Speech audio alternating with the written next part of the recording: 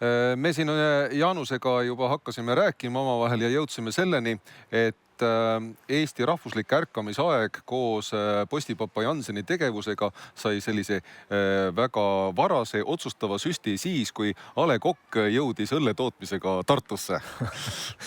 Jah, päris nii ajalooliselt see täpne ei ole, aga loo mõttes kõlab küll. Et tegelikult A. Le Coqi lugu algas ju 1807 Londonist ja see on muidugi tõsi, et miks A. Le Coq Tartusse jõudis just A. Le Coqina, sest Tartus õlletootmine oli juba olemas, kui A. Le Coq Tartusse jõudis ja tegelikult osteti Tartus üks eksisteeriv tehas ära, mis oli väga kaasaegne sellel hetkel.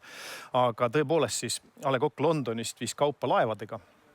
Seos merega on juba siis algusest saadik meil olemas ja siis üks laev suure laadungiga siis meie toodetega läks põhja kahjuks Taani väinades ja mitte küll kohe pärast seda, aga see oli kindlasti üks impulss, miks hakati otsima siis tootmisvõimalusi sihtturgudele lähemal.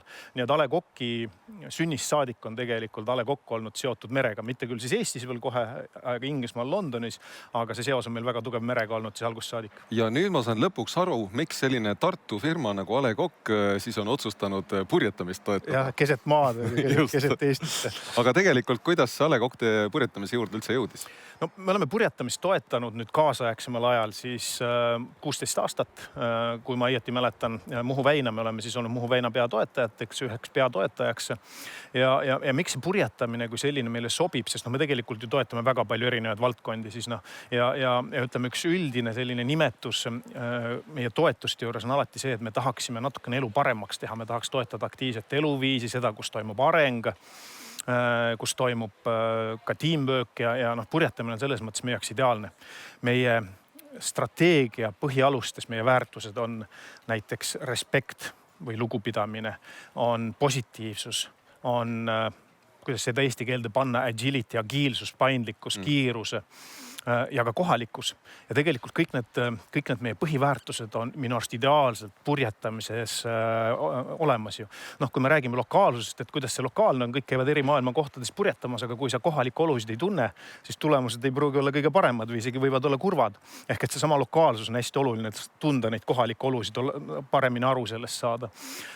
Respekt oma meeskonna, kliimatingimuste, laeva vastu, konkurentide vastu, teamwork, mis saab olla paremat näidet kui purjetamine kõikide selle asjade osas. Ja selle juures kindlasti kõik Muhu väina purjetajad saavad olla selle mõttes ka tänulikud, et A. Le Coq on toetanud purjetamist sõltumata sellest, kes on tippjuhid, et seal ei ole see taust, et üks või teine konkreetne tippjuht toetab purjetamist ja siis tuleb firma järgi, vaid ikkagi see on selline firma teadlik pikaajaline poliitika sõltumatu juhtidest. Just nimelt ja see ongi see firma väärtused, sest firma väärtused on olnud pikka aega sarnased ja me loomulikult värskendame ja uuendame, aga need on firma väärtused, millest me lähtume mitte üksikisikute enda hobidest või mingist hetkelisest tujust. Et need on ikkagi firma väärtused ja need firma väärtused seovad meid purjetamisega kahtlemata väga hästi kokku.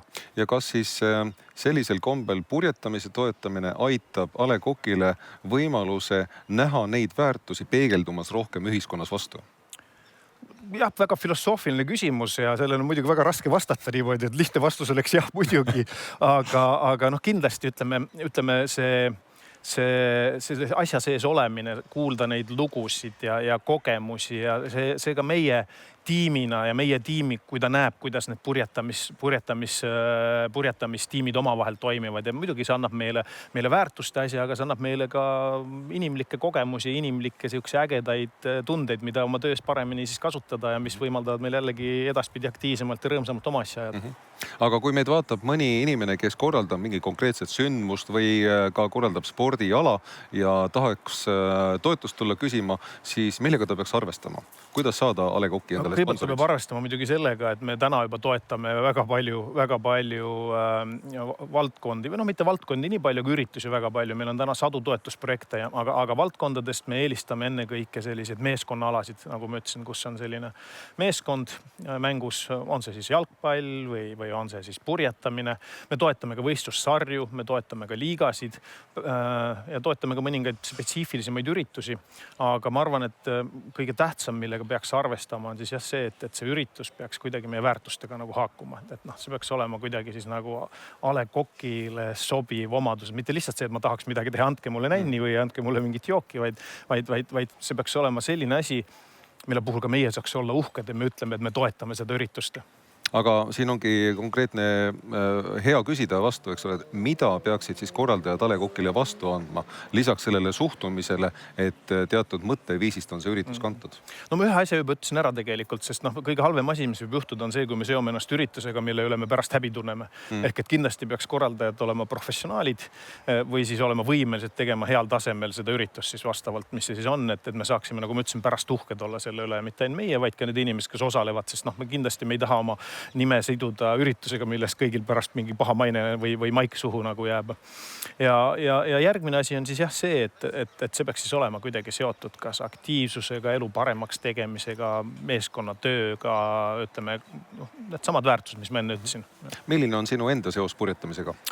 Minu seos purjetamisega on selline, et ma vahepeal käin purjetamas sõpradega. Ma ise regulaarselt purjetamismeeskonnas ei ole, küll ma olen väikelaeva kapteni paberitega, käin mootorpaadiga väga tihedalt merel, kui võimalus on ja naudin ka merel tihti purjevõistlusi vaadates neid purjekaid mööda sõitmas.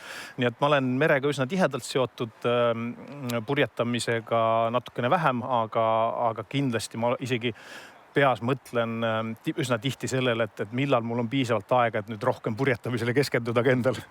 Ja kuidas siiamaani oled Karmen MM-i kulgemisega rahul? Jah, ma ütleks, et olen rahul, et purjetamise juures on alati muidugi see probleem, et rahul saab olla siis, kui on hea tuul ja head tingimused ja kõik sujub, et kui on natuke vähem seda tuult, siis on natuke keerulisem ja paneb inimesed natuke pinge alla, aga ei, ma olen rahul. No purjetajad soovivad üksteisele mast maha. Õlletehasel vist otseselt mast ei ole, aga on muidugi. Meil on ju see kuulus. Õigus, see sul sakiline. Ja kuulus torn meil, mis on tegelikult ju maamärk, tuntud maamärk ja seda me muidugi ei tahaks, et see maha läheks. No loodame, et siis nii ka ei juhtu ja A. Le Coqile igal juhul väga tugevat jõudu ja edu ja ma usun, et purjetajad on kindlasti teiega. Väga hea, aitäh!